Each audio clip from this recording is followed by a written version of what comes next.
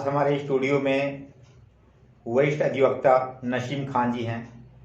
आइए हम बात करते हैं ओबरा तहसील को लेकर आज फंसी हुई है दांवपेच कि आखिर तहसील कहाँ बने। नसीम जी जी ये आज आपके बीच में जो है ओबरा तहसील का मुद्दा जो है यहाँ पर गर्म काफ़ी है, काफ़ी दिनों से अनशन भी चल रहे हैं, लोग मांग भी कर रहे हैं, आखिर क्या बात है।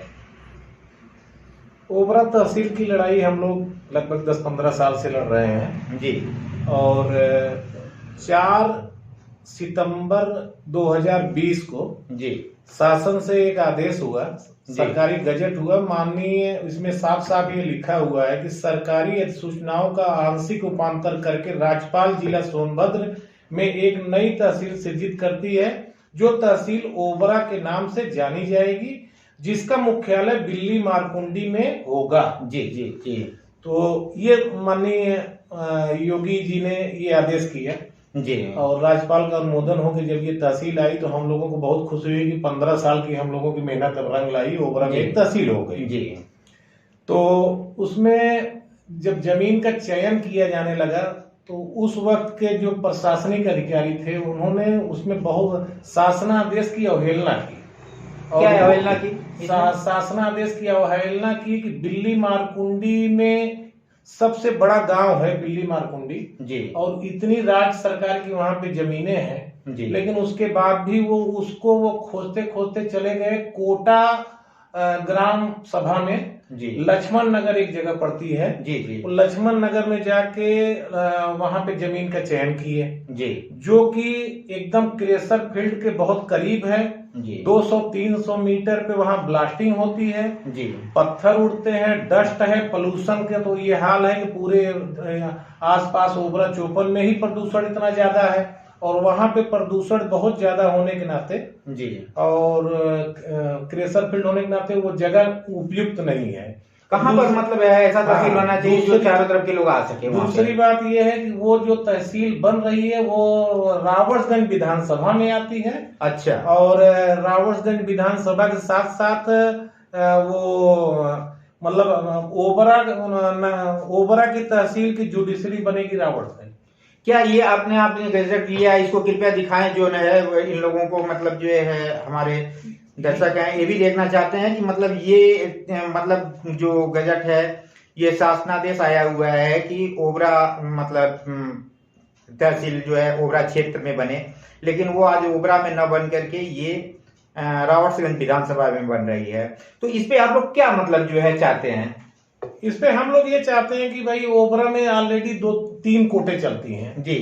एडीजे कोर्ट माननीय सुप्रीम कोर्ट के आदेश के बाद ADJ court, ARO court, FSO court, जी, ये 3 कोर्ट चल रही हैं जी। तो वादकारी आते हैं जैसे ओबरा जी, तो ओबरा से 70 किलोमीटर आगे बेलगड़ी, कनारा, नदहरी, नवा टोला, वो सारा एरिया इस तहसील के अंतर्गत आता है जी। वहां से वादकारी बेचारे आते हैं ओबरा जी। तो जब भी आदमी आता है तो उसकी एक वो होती है भाई जा रहे हैं कोर्ट का भी काम कर लेंगे, मार्केटिंग कर लेंगे, ये कर लेंगे, सारी तैयारी से आता है। अब मालूम चला कि अब आया है एआरओ कोर्ट, सोचा तहसील का काम कर ले, तब एआरओ कोर्ट से फिर 10 रुपया रिक्शा भाड़ा खर्चा करे तो लक्ष्मण नगर आए। तो ये कहाँ बनना चाहिए यह तहसील? ये तहसील ओबरा, ये तो साफ साफ लिखा हुआ है कि ओबरा के नाम से जानी जाएगी, जिसका मुख्यालय बिल्ली मारकुंडी होगा। तो बिल्ली मारकुंडी में बग्घा नाला भी पड़ता है, चौपन का कुछ एरिया भी बग्घा नाला। तो प्रशासन कहती है कि यहाँ जमीन नहीं है, प्रशासन कहती है कि यहाँ जमीन नहीं उपलब्ध हो रहा है। जमीन तो है, बहुत है, प्रशासन उपलब्ध नहीं कराना चाहता। प्रशासन किसी सत्ता पक्ष के दबाव में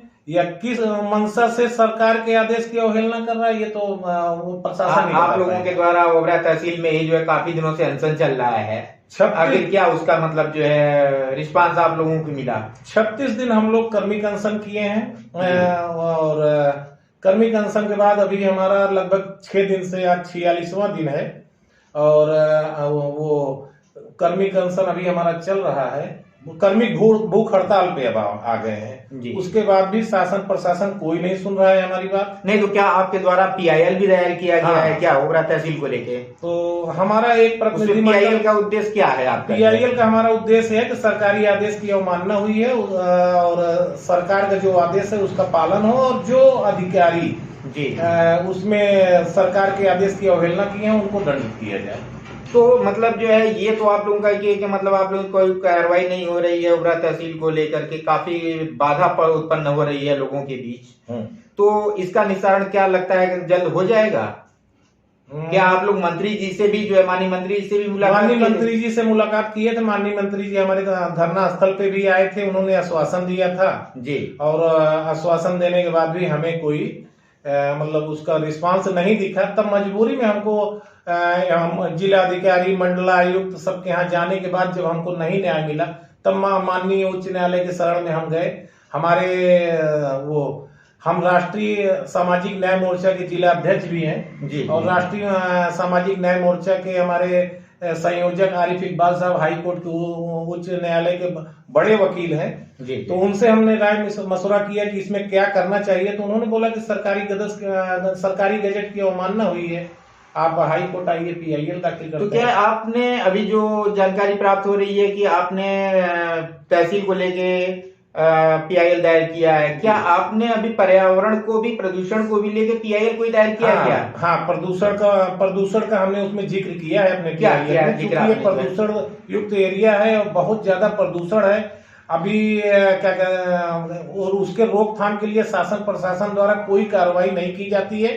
जब कोई टीम आनी रहती है, कभी कोई टीम आ रही, कोई अधिकारी आ रहा है तो पहले से क्रेशर व्यवसायियों को बोल दिया जाता है कि आप क्रेशर बंद कर दिए, 24 घंटा आप मत चलाइए, 36 घंटा मत चलाइए। उसके बाद फिर उनके जाने के बाद ढाक के पात हो जाता है। उसी तरीके का प्रदूषण मतलब आदमी की जिंदगी कम होती जा रही है प्रदूषण। नहीं तो इसमें आप लोग जिला अधिकारी या प्रदूषण अधिकारी या NGT में कहीं आप लोगों ने कोई अपील किया या कोई इस तरह से मांग की कि मतलब इस क्षेत्र की क्या स्थिति है, इस पे कोई आवाज उठाया आपने? मैं आपको बताऊं, मैं अभी कुछ दिन पहले एक हमारे पास आए तो मैं किसी का एफिडेविट बनवा रहा था, उनका क्रेशर बंद था जी। तो उस एफिडेविट की जो शर्तें थी 10-12 शर्तें, एक भी शर्तों का पालन नहीं किया जाता है। फिर कैसे? और अधिकारी मनमानी करके चालू करवाए हुए हैं। और इसके बारे में मैं बहुत जल्दी मेरी ये PIL हाई कोर्ट में इसमें जो भी फैसला आता है मैं देख ले रहा हूँ। उसके बाद मेरी अगली चढ़ाई NGT में है और दोषी अधिकारियों के खिलाफ मैं मुकदमा दाखिल करके NGT में प्रदूषण को लेकर, क्योंकि प्रदूषण से बहुत ज्यादा लोगों को तकलीफ है।